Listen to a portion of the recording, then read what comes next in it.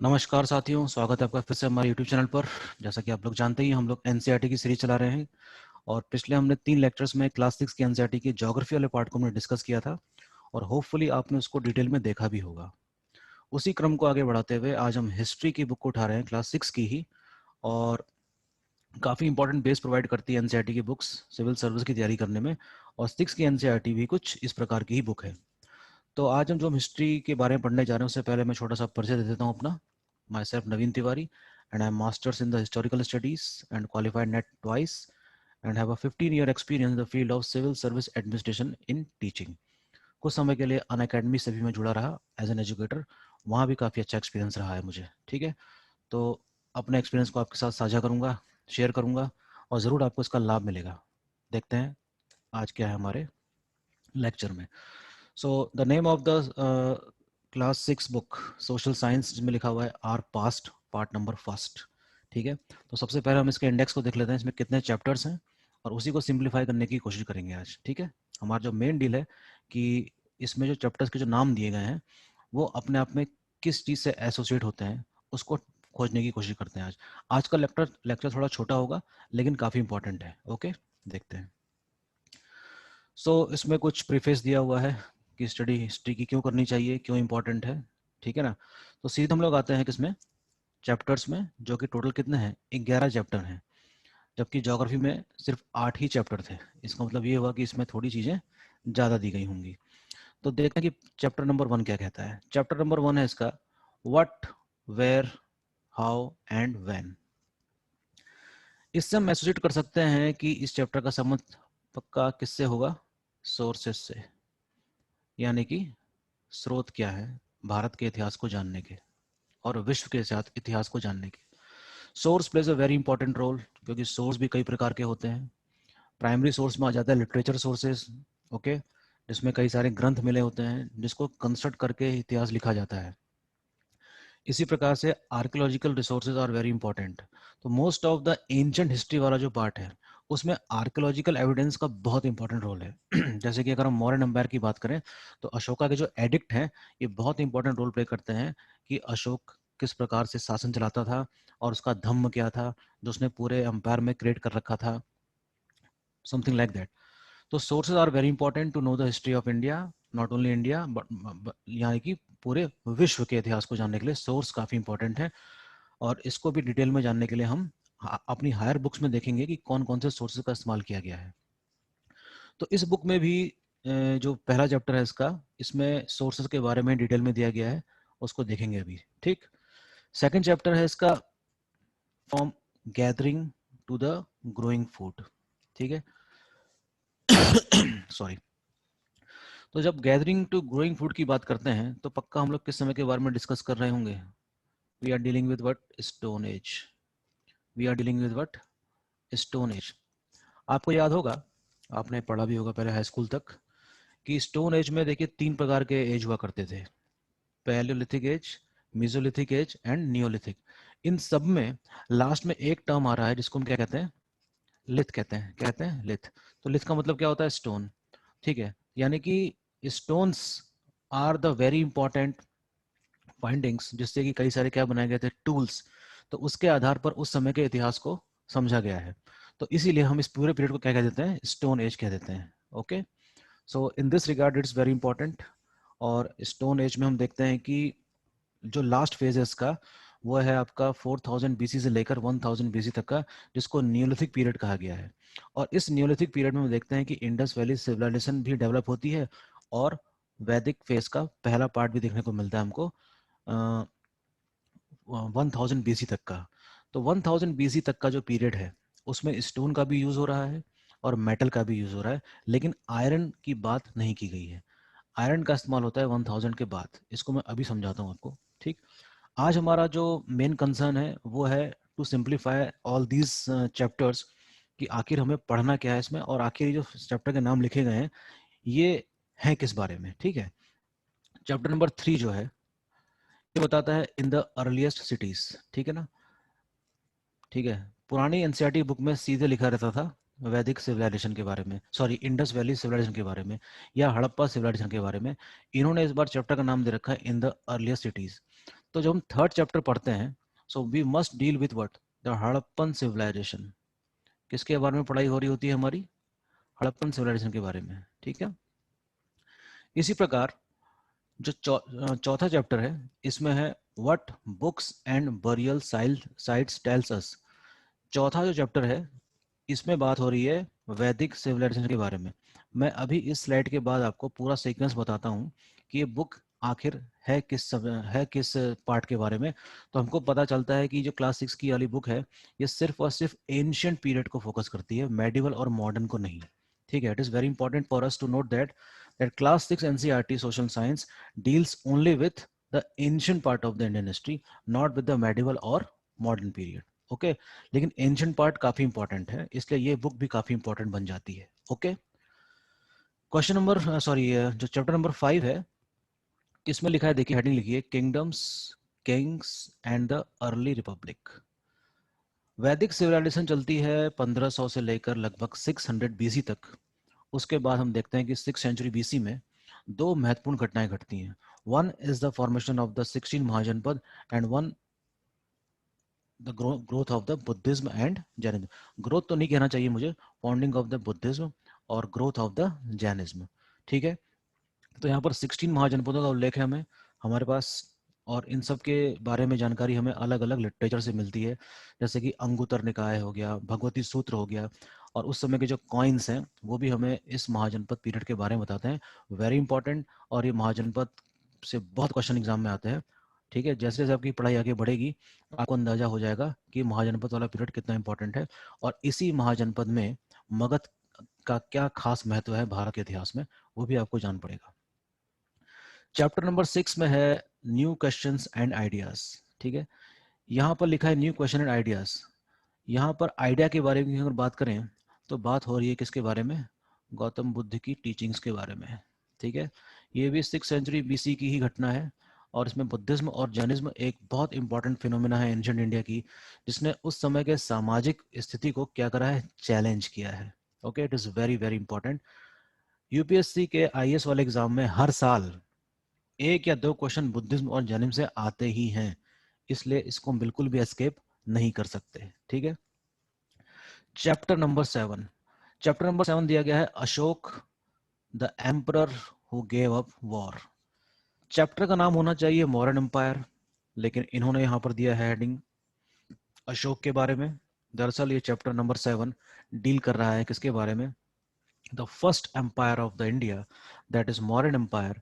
और मौर्य एम्पायर के जो पहले रूलर हैं उनका नाम है Chandragupta Maurya. He was followed by Bindusara, और उसके बाद उनका पुत्र बनता है कौन? Ashoka. And how Ashoka became the very great ruler, और इनके बारे में अधिकतर जानकारी हमको कहाँ से मिलती है? इनके द्वारा स्थापित किए गए अभिलेखों से। So most of the information of Ashoka come to us from those edicts which he established throughout his empire in the form of three, that is rock edict, major and minor, that is pillar edict, again major and minor, and one cave inscription. Okay, so these are the vital information source which throws light over the Ashok, his personality, his administration, and how he proliferated the teachings of the Buddha throughout his empire. Okay, कि उसने war gave up क्यों करी, that is very important. और अशोक का धम्म is very important, और कहीं ना कहीं अशोक के धम्म को हम आज तक भी relevant मान सकते हैं। और यूपीएससी के एग्जाम में कुछ क्वेश्चन भी अभी आए हैं कि बुद्धिज्म की टीचिंग कितनी रेलेवेंट है आज। ठीक है, आप मेंस के क्वेश्चन को देखिएगा, आपको वहां से पता चलेगा। फिर बात करते हैं चैप्टर नंबर 8 की। चैप्टर नंबर 8 जो है उसमें लिखा है vital villages and thriving towns. इसका मतलब ये है कि ये डीप साउथ पीरियड में, जहाँ पर अभी भी विलेज कम्युनिटी सर्वाइव कर रही थी, उसके बारे में है। ठीक है, चैप्टर नंबर 9 भी काफ़ी इंपॉर्टेंट है, क्योंकि हम जानते हैं कि मॉडर्न एम्पायर के बाद जो पीरियड शुरू होता है इंडिया में, उसको कहा जाता है क्या? Post modern period. And the post modern period is suppose to be known for what? Invasion. इसमें कई सारे विदेशी आक्रमण भी हुए थे, और उसके बाद हम देखते हैं कि इंडिजीनियस डायनेस्टीज के बारे में जानकारी मिलती है। साथ ही जितने भी फॉरेन इन्वेडर्स थे, उन्होंने इंडिया के काफ़ी बड़े पार्ट में एम्पायर क्रिएट किया, और यहाँ की सांस्कृतिक गतिविधियों को प्रभावित भी किया, और साथ ही में सांस्कृतिक गतिविधियों से प्रभावित भी हुए, बोथ द थिंग्स। तो kind of fusion took place between these two cultural activities, एक पर्शियंस, ग्रीक, ओके, जैसे कि जो फर्स्ट इन्वेडर्स थे इंडिया के, उसमें हम उसको मान लेते हैं कि इंडो ग्रीक थे, फिर शाकास थे, फिर पार्थियन थे, और फिर उसके बाद कुशान्स आए। तो they got struct with the rich tradition and cultural activities of India, Bharat में रहने लगे और भारत की संस्कृति को प्रभावित किया, कई सारे सिक्के जारी किए गोल्ड के। So Indo Greek were the first people to issue the gold coin in India. Okay, ये भी बहुत इंपॉर्टेंट फैक्ट है वैसे। फिर आता है आपका चैप्टर नंबर 10। चैप्टर नंबर 10 हम देखते हैं कि new empires and kingdoms, that is we are talking about what, none other than imperial Guptas. We are talking about what, Gupta empire, जिसकी स्थापना किसने करी थी? चंद्रगुप्त फर्स्ट ने। गुप्ता एम्पायर भी काफी लंबा चौड़ा एम्पायर था, इसने भी पॉलिटिकल स्टेबिलिटी प्रोवाइड करी काफी लंबे समय तक, और इसका भी भारत के इतिहास में काफी बड़ा महत्व है। और इसके पीरियड को क्लासिकल पीरियड भी कहा जाता है due to the all round development in in almost all the sphere of the life, चाहे वो साहित्य हो, चाहे पेंटिंग्स हो, चाहे साइंस एंड टेक्नोलॉजी हो, ओके, चाहे टेम्पल बिल्डिंग एक्टिविटी हो। Gupta period suppose to be the one of the unique. Okay, इस लिहाज से ही काफी इंपॉर्टेंट हो जाता है। लास्ट जो चैप्टर है इसका वो है बिल्डिंग्स, पेंटिंग्स एंड बुक्स। इसका मतलब ये है कि बिल्डिंग्स हम देखेंगे कि जो एंशिएंट पीरियड की जो बिल्डिंग्स थी, जो इमारतें थी, वो क्या थी। पेंटिंग्स में हम देख लेंगे कि अजंता की पेंटिंग्स जो हैं, और इसी प्रकार से बुक्स काफ़ी लिखी गई हैं। जैसे कि अभी मैंने गुप्ता पीरियड का उल्लेख किया, वो अपने क्लासिकल एज के लिए जानी जाती थी, और उसमें कौन कौन सी बुक्स लिखी गई हैं, कालिदास कौन थे, और वैदिक लिटरेचर खुद अपने आप में एक बहुत इंपॉर्टेंट क्या है, सोर्स है to know the history of what Aryans. तो these things are suppose to be belongs to the ancient part of India, और इस लिहाज से ये बुक काफ़ी इंपॉर्टेंट हो जाती है। ओके, आगे बढ़ते हैं। ये देखिए आपका जो पहला चैप्टर है इसमें एनसीईआरटी का, उसका है शीर्षक है what, where, how and when. तो इसमें कई सारी चीज़ें दी हैं जो बच्चों के पढ़ने लायक तो काफ़ी अच्छी हैं ही, और साथ ही में आप लोगों के लिए भी काफ़ी इंपॉर्टेंट हैं। जैसे कि इसमें बच्चों को समझाया गया है कि yesterday you could listen to the radio, watch television, read a newspaper, last year ask somebody who remember, something like that. तो इसमें कई चीज़ें लिखी हुई हैं जो एक रीडिंग मतलब इसकी मारी जा सकती है, लेकिन कुछ खास चीज़ें इसमें मेरे हिसाब से नहीं है, जिसको मतलब हर चीज़ को हम इसमें नहीं फॉलो कर सकते। जैसे कि वेयर डिड पीपल लिव, तो हम लोग बात, जैसे कि मैंने आपको बताया था कि हम बात करते हैं किसकी, सोर्सेज की। इसमें कई चीज़ें समझाई गई हैं। जैसे कि अगले इसमें मैप में एक मैप दिया गया है, और ये रहा हमारा इंडिया का मैप। इसमें ज्योग्राफी के कई सारे ऐसे इलाके दिए गए हैं जो हम वहाँ की ज्योग्राफिकल लोकेशन को आधार मान के पहचान लगा सकते हैं उसकी। जैसे इसमें कहा है कि now find the Sulaiman and Kirthar hills of the north west. तो सबसे पहले तो हमको ये पता होना चाहिए कि नॉर्थ वेस्ट और साउथ वेस्ट क्या है, नॉर्थ क्या है, ईस्ट क्या है, ठीक है ना। ये सारी जानकारी हमको मिलनी चाहिए, पता होनी चाहिए। तो ये रही सुलेमान रेंज जो पाकिस्तान में है, और ये रहा क्या, किरथार hills. Some of the areas where women and men first began to grow crops such as wheat and barley about 8,000 year ago.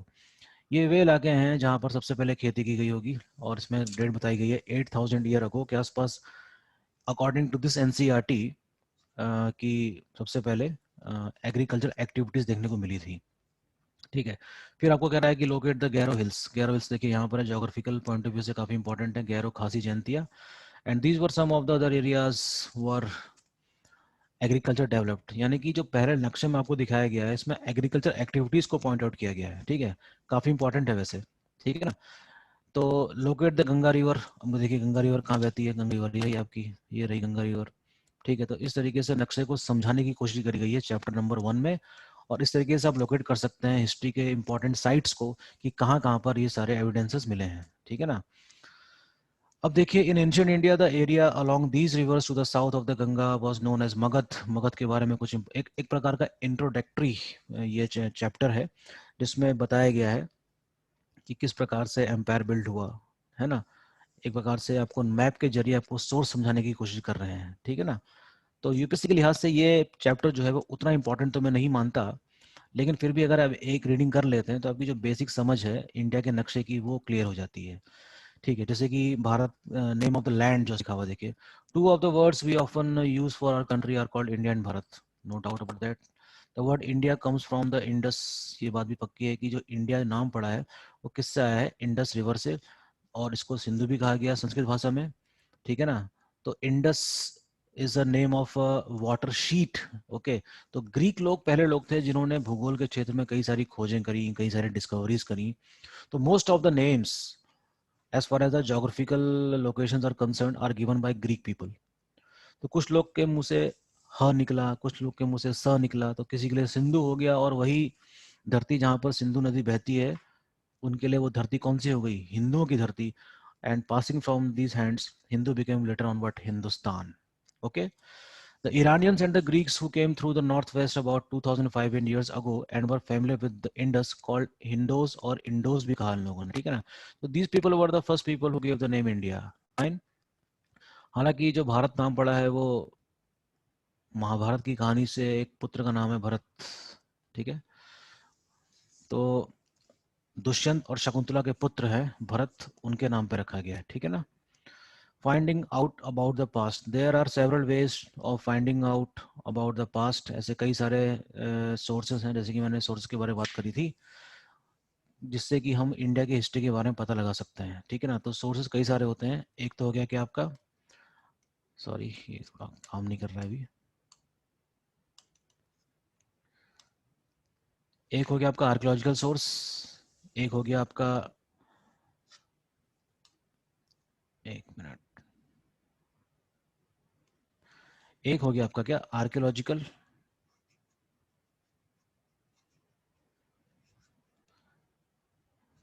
एक होता है लिटरेचर, एक है आपका न्यूमिस्मैटिक एविडेंसेस यानी कि सिक्के। ये भी एंशिएंट पास्ट के बारे में काफी कुछ जानकारी देते हैं। तो एंशिएंट इंडिया की जो अधिकतर जानकारी है वो लिखित रूप में हमको कम मिली है। उनके द्वारा, उस समय के जो लोग थे उनके द्वारा इस्तेमाल की गई चीज़ों को हम कंसल्ट करके इतिहास का पता लगाने की कोशिश करते हैं। जैसे पांडुलिपियां होती हैं, जिसको कहा जाता है कि मैन्युस्क्रिप्ट। ये देखिए मैन्युस्क्रिप्ट है। These are called what? Manuscript, because they were written by hand, क्योंकि ये हाथों हस्तलिखित एक प्रकार से कह सकते हैं क्या है, साहित्य है जो ताड़ के पत्तों में लिखा जाता है, यानी कि पाम लीफ पे, ठीक है? बर्च कहते हैं उसको। और जो कि ये जो पत्ते हैं वो कहाँ पे मिला करते थे? हिमालय के रीजन में, ठीक है ना?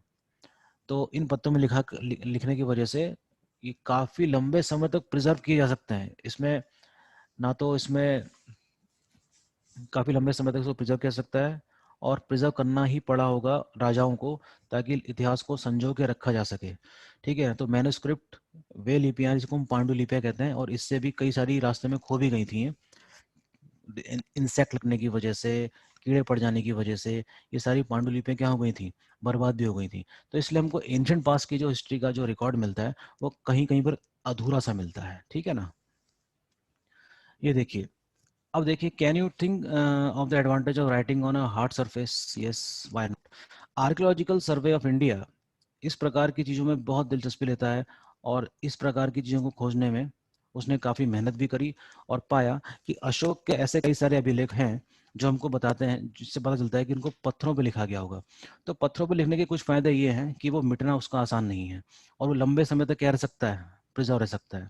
तो एंशंट इंडिया में आर्कियोलॉजिकल सर्वे, सॉरी, आर्कियोलॉजिकल एविडेंस का एक बहुत इंपॉर्टेंट रोल है, खास तौर पर स्टोन एज को जानने के लिए, और खास तौर पर अशोक के हिस्ट्री को जानने में इनका तो बहुत इंपॉर्टेंट रोल है, ठीक है ना? इसलिए हम उससे बिल्कुल भी इनकार नहीं कर सकते।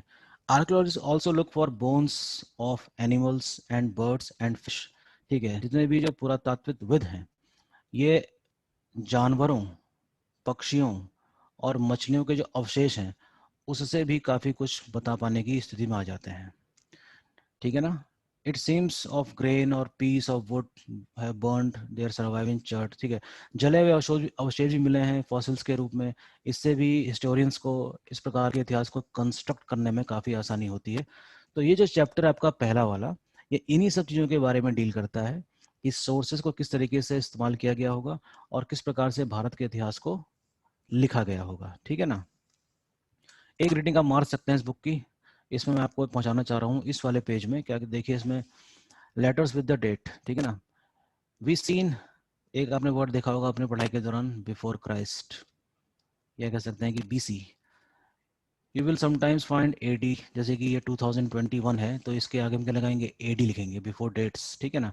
This stands for two Latin words, that is Anno Domini, और जो बीसी है वो क्या? बिफोर क्राइस्ट, यानी कि ईसा मसीह के बाद जो भी ऐतिहासिक घटनाएं हैं उनके लिए हम एडी का इस्तेमाल करते हैं, और ईसा मसीह के पहले जो भी घटनाएं घटी हैं इतिहास में उनको हम बिफोर क्राइस्ट अर्थात ईसा पूर्व कहते हैं।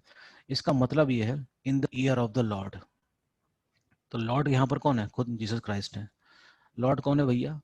खुद जीसस क्राइस्ट। और इसी को आधार मान के हमारे इतिहास की जो डेट है वो आगे बढ़ती है। इसमें कुछ और चीजें भी आपको बुक में मिलेंगी जब आप पढ़ेंगे किताब में। तो कभी कभी क्या लिखा रहता है सीई यानी कि कॉमन एरा, एडी की जगह पे क्या लिखा रहता है कॉमन एरा, और कहीं कहीं पर लिखा रहता है बीसीई यानी कि बिफोर कॉमन एरा। ठीक है, तो उससे कोई फर्क नहीं पड़ता, एक ही बात है वो। Letter C stands for common era and BCE stand for but before common era. We use these terms because the Christian era is now used in most countries of the world, and in India we began using this form of dating from about 200 years ago. लगभग 200 साल पहले हमने इस word का इस्तेमाल करना शुरू कर दिया था, ब्रिटिश पीरियड से ही। ओके, हालांकि इसमें कोई मतभेद नहीं है। कई सारे ऐसे कैलेंडर हैं जो देश अपने तरीके से चलाते हैं, जैसे कि चाइना का अपना कैलेंडर है, ठीक है ना। इंडिया का भी अपना कैलेंडर है। ऑफिशियल इंडिया के दो कैलेंडर हैं, एक तो ग्रिगोरियन कैलेंडर है जिसका पहला महीना जनवरी है और पहली तारीख 1 जनवरी है। इसी तरीके से शक संवत को भी अडॉप्ट किया है भारत के संविधान ने, और जिसका जो पहला महीना है चैत्र का है, ठीक है ना। तो दोनों कैलेंडर चलते हैं हमारे, ठीक है ना। तो इसको कैलेंडर भी सेट करने के लिए भी इंपॉर्टेंट माना जाता है इन सारी डेट्स को, ठीक है ना।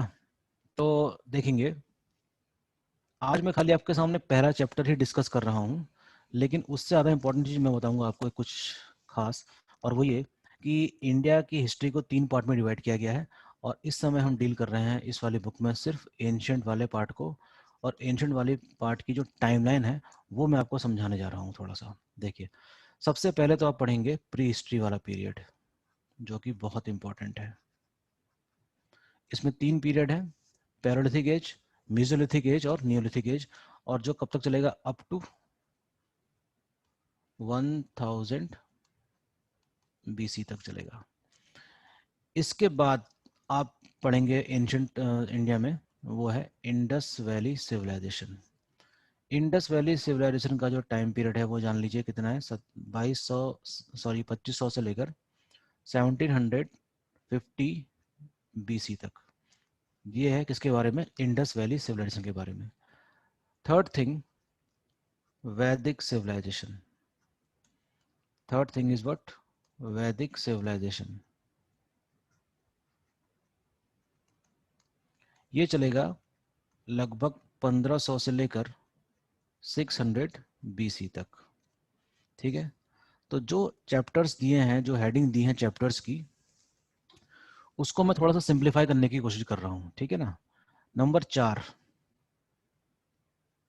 नंबर 4 आप पढ़ते हैं 6th सेंचुरी बीसी के बारे में, और 6th सेंचुरी बीसी में पढ़ेंगे आप 2 घटनाएं। एक तो पढ़ेंगे आप महाजनपद काल के बारे में,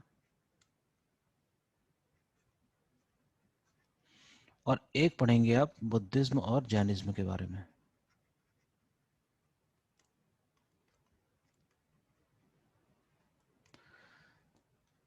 पांचवी चीज पढ़ेंगे आप इसमें, इन्हीं महाजनपदों में एक आता है कौन? मगध, जो सबसे इंपॉर्टेंट है। छठी चीज जानने की कोशिश करेंगे इसमें, अलेक्जेंडर का इन्वेजन, जो लगभग 326 ईसा पूर्व की बात है। तो ये रहा बहुत ही इंपॉर्टेंट उसका सीक्वेंस एंशिएंट इंडिया में। ये सारे वे टॉपिक हैं जिसको आप हरगिज भी नजरअंदाज नहीं कर सकते, ठीक है ना। मैं लिखते जाता हूँ। 7th में आप देखेंगे, ये अलेक्जेंडर है, ठीक। मौर्यन एम्पायर, ठीक है। इस चैप्टर में उसको अशोक के नाम से समझाया गया है, मौर्यन एम्पायर, ठीक है ना। मैं अगली स्लाइड का इस्तेमाल कर लेता हूँ। मौर्य एम्पायर के बाद, एक मिनट, हाँ, ये 7 था ना, अब मैं यहाँ पे लिखता हूँ 8। मौर्यन एम्पायर के बाद आप पढ़ेंगे पोस्ट मौर्यन पीरियड के बारे में,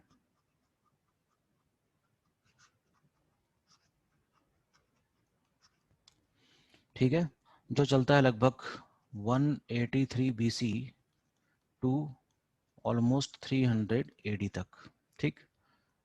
9th पढ़ेंगे आप गुप्ता पीरियड, जो कि अपने क्लासिकल एज के लिए जाना जाता है due to the all round progress in almost all the sphere of life, including paintings, literature activities, monuments like building activities and all. 10th आएगा आपका post Gupta period. Post Gupta period में आपको देखने को मिलेंगे कई सारे राजा, जिनमें सबसे इंपॉर्टेंट आएगा हर्षवर्धन।